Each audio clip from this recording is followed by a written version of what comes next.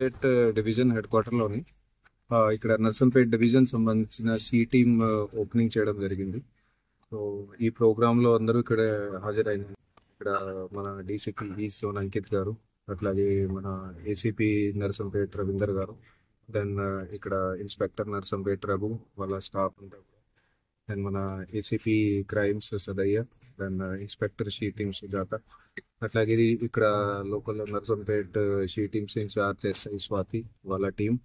So అందరు కూడా ఇక్కడ కొంత మన ఫీమేల్ స్టూడెంట్స్ తోటి వాళ్ళతోటి అందరు కలిసి ఇది ఇక్కడ షీ టీమ్స్ ఆఫీస్. సో బేసికల్గా ఇక్కడ షీ టీమ్స్ ఓపెనింగ్ ఎందుకు అయింది అంటే ఇది టౌన్ ది అంతా డెవలప్మెంట్ అవుతుంది. ఇక్కడ కూడా లోకల్లో దాదాపు 20 వరకు కాలేజెస్ అన్ని ఉన్నాయి, దాని చాలా వరకు స్కూల్స్ ఉన్నాయి, దాని బస్ స్టాండ్, రైల్వే స్టేషన్ చుట్టుపక్కల అట్లాంటి ఫెసిలిటీస్ కూడా ఉన్నాయి. సో మహిళలు ఎక్కడ కూడా అది టోటల్ గా నిర్భీతంగా వాళ్ళ పనులకు వెళ్ళాలి, అట్లా వాళ్ళకి కాన్ఫిడెన్స్ వాళ్ళలో కలిపేయడానికి ఇది సి టీమ్స్ ఇక్కడ ఓపెనింగ్ చేయడం జరిగింది.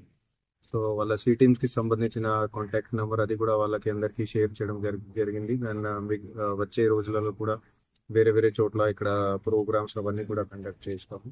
సో ఇక్కడ ఉన్న వాళ్ళు ఆడపిల్లలు అందరూ కూడా టోటల్ గా ఫుల్ కాన్ఫిడెన్స్ తోటి ఇక్కడ వాళ్ళ యాక్టివిటీస్ అన్ని కూడా క్యారీ అవుట్ చేయాలి అని, దానికోసం ఇది కాన్ఫిడెన్స్ నమ్మకం కలిగడానికి ఇది మొత్తం షీ టీమ్స్ ఇక్కడ ఓపెనింగ్ చేయడం జరిగింది.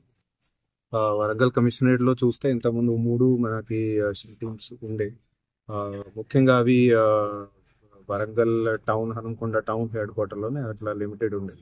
సో ఇప్పుడు ఇక్కడ నర్సంపేటలో ఒకటి ఓపెనింగ్ అయింది. సో దీంతో 4 అని, అట్లాగే వచ్చే కొన్ని రోజులలో ఇంకో షీ టీమ్ కూడా అది ప్లానింగ్ చేసుకున్నాం జనగాం సైడ్ కి.